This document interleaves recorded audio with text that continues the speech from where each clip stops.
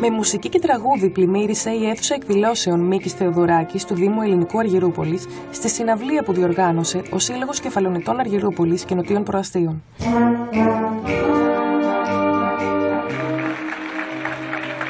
Ο Σύλλογος Κεφαλονιτών δημιουργήθηκε πριν 26 χρόνια από μια παρέα νέων ανθρώπων, οι οποίοι θέλαν να φέρουν την παράδοση και την κουλτούρα της Κεφαλονιάς εδώ στην πόλη που ζούμε. Αυτή τη στιγμή είμαστε γύρω στις 400-450 οικογένειες Κεφαλονιτών.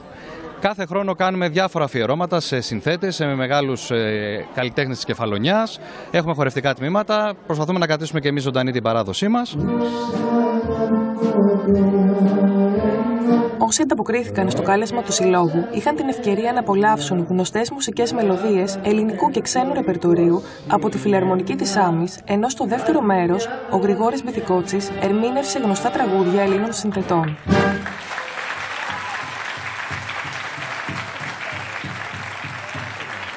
Σήμερα, ο Δήμος Ελληνικού Αργυρούπολης, σε συνεργασία που είναι με το Δήμο Κεφαλονιάς, για δεύτερη χρονιά, διοργανώνει από κοινού εκδηλώσεις, προκειμένου να τιμήσει εκείνους τους ανθρώπους που σε όλο τον ελλαδικό χώρο, αλλά κυρίως στην Εφτάνησο, πήραν τα όπλα και έτρεξαν να βοηθήσουν και να συμμετάσχουν στην Ελληνική Επανάσταση.